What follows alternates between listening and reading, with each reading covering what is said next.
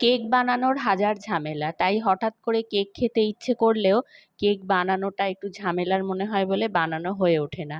আজকে আমি দেখাবো একদম সহজে, খুবই অল্প সময় আর খুব কম উপকরণে একবারে নির্ঝঞ্ঝাট কেকের রেসিপি। তার জন্য আমার লাগছে সুজি। নমস্কার বন্ধুরা, আমি মীনাক্ষী, স্বাদের ঠিকানায় তোমাদেরকে জানাই স্বাগত।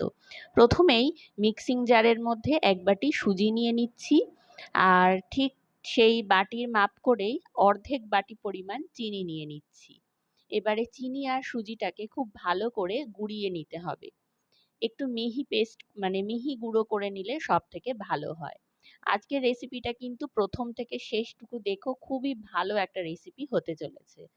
তো দেখো, একটা পাত্রের মধ্যে আমি এই যে গুঁড়ো করে নেওয়া সুজি আর চিনিটা ঢেলে দিচ্ছি, আর এরপরে এর মধ্যে দিয়ে দিচ্ছি ওই একই বাটির হাফ বাটি টক দই। এবারে টক দই দেওয়ার পরে অল্প অল্প পরিমাণে দুধ দিতে হবে। দুধের পরিমাণটা তোমরা ব্যাটারটা বানাতে বানাতেই বুঝবে যে কতটা লাগছে। সামান্য দুধই লাগে একমাত্র, মানে আমি হাফ কাপ দুধ নিয়েছিলাম, সেই হাফ কাপ দুধও কিন্তু পুরোটা লাগেনি। এইভাবে একটা হ্যান্ড বিটারের সাহায্যে একদিকে বারে বারে ঘুরিয়ে ঘুরিয়ে কিন্তু ব্যাটারটা বানাতে হবে, আর বানাতে বানাতেই বোঝা যাবে আর দুধ লাগবে কিনা। কেকের ব্যাটার যেরকম হয় ঠিক সেরকম ভাবে ব্যাটারটা বানিয়ে নিতে হবে। আর আজকের রেসিপিটা যদি তোমাদের ভালো লেগে থাকে তাহলে কিন্তু লাইক, শেয়ার আর সাবস্ক্রাইব করতে কিন্তু একদম ভুলো না। কমেন্টে অবশ্যই জানিও তোমাদের গুরুত্বপূর্ণ মতামত। তোমাদের কমেন্টগুলো পেলে আমরা কিন্তু আমাদের কাজ করার অনেক বেশি উৎসাহ পাই। তো দেখো, এদিকে কথা বলতে বলতে ব্যাটারটা মোটামুটি তৈরি হয়ে গেছে। এবারে আমি দিয়ে দিচ্ছি অর্ধেক চামচি মতন বেকিং পাউডার, আর দিয়ে দিচ্ছি অর্ধেক চামচেরও অর্ধেক পরিমাণ বেকিং সোডা। এই বেকিং পাউডার বেকিং সোডা দেওয়ার পরেও খুব ভালো করে আবারও একবার হ্যান্ড বিটারের সাহায্যে এইভাবে মিক্স করে নিতে হবে এই ব্যাটারটাকে। তো ব্যাটারটা মোটামুটি রেডি হয়ে গেছে। এবারে আমি কিন্তু একটা স্টিলের বাটি নিয়ে নিয়েছি। তোমাদের কাছে যেরকম মাপের বাটি থাকবে সেরকম বাটি নেবে। তো আমি এরকম একটা ছোট সাইজের বাটি নিয়ে নিয়েছি, আর বাটিটার মধ্যে একটুখানি তেল ব্রাশ করে দিয়েছি। এই কেকটা বানানোর জন্য কিন্তু এইটুকু পরিমাণ তেলই শুধু লাগছে। দেখো, আমি আর কোনো রকম তেল বা ঘি বা বাটার কিছুই ব্যবহার করিনি। তো শুধুমাত্র বাটিতে তেল ব্রাশ করার জন্য 2 ফোঁটা তেল লাগছে, সেইটুকুই ব্যবহার করেছি। তো এবার এই ব্যাটারটা থেকে আমি 1 থেকে 1.5 হাতা মতন ব্যাটার এর মধ্যে দিয়ে দেব।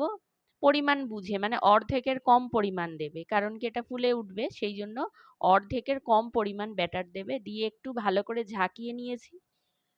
আর এদিকে একটা কড়াইয়ের মধ্যে অল্প পরিমাণে জল দিয়েছি, দিয়ে আমি একটা স্ট্যান্ড বসিয়ে দিয়েছি। এবারে আমি এটাকে 10 মিনিট মতন স্টিম করে নেব। 10 মিনিট জলের ভাপেই কিন্তু কেকটা হবে। তার আগে আমি এই কেকটাকে একটু সাজাবো, তার জন্য আমি এখানে দিয়ে দিচ্ছি একটু কেশর, কয়েকটা কেশরের সুতো দিয়ে দিচ্ছি। কেশর বাড়িতে না থাকলে তোমরা যে কোনো জিনিস দিয়ে সাজাতে পারো, যে কোনো আর কি খাবার জিনিস দিয়ে, বাদাম কুচি, পেস্তা কুচি বা যে কোনো কিছু দিয়ে সাজিয়ে নিতে পারো। কেশরটা দিলে একটা সুন্দর কালারও আসে আর একটা ফ্লেভারও খুব ভালো আসে, সেই জন্য আমি কেশরটা দিয়েছি। আর তার সঙ্গে আমি কয়েকটা কাজু বাদাম ওপর থেকে ছড়িয়ে দিচ্ছি। এই সাজানোটা অবশ্যই একেবারেই অপশনাল বলতে পারো, তোমরা তোমাদের পছন্দ মতন সাজিও। আবারও বললাম, এবারে ঢাকনা দিয়ে এটাকে আমি বেক করে নেব, মানে স্টিম করে নেব 10 মিনিট মতন। মিনিট 10 পরে আমি কিন্তু ঢাকনাটা খুলে একবার চেক করে নেব। তার জন্য আমি একটা টুথপিক নিয়ে নিয়েছি। এবার টুথপিকটা দিয়ে আমি একটু কেকের মধ্যে টুথপিকটা ঢুকিয়ে দেখে নেব যে এটা হয়েছে কিনা। তো দেখলাম এটা একদমই হয়ে গেছে, টুথপিকটা কিন্তু পুরো পরিষ্কার বেরিয়ে এসেছে, কিচ্ছু লেগে নেই টুথপিকের গায়ে। তো তার মানে আমাদের যে সুজির কেকটা সেটা একদম তৈরি হয়ে গেছে। এবারে বাটিগুলোকে নামিয়ে ঠান্ডা করে নিতে হবে সবার প্রথমে, তারপরে চাকু দিয়ে এইভাবে কেকের চারপাশটা একটু ছাড়িয়ে নেব। খুবই অনায়াসে উঠে আসে, কোনো মানে ঝকমারির ব্যাপারই নেই, একদম ঝামেলা নেই, নির্ঝঞ্ঝাট যাকে বললাম, একদম নির্ঝঞ্ঝাট একটা কেক।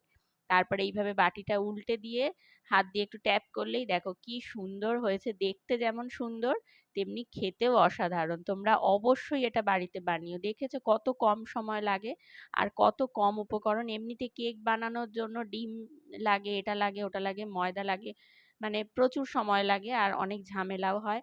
ভালো লাগলে কিন্তু সাবস্ক্রাইব করতে একদম ভুলো না। সকলকে অসংখ্য ধন্যবাদ।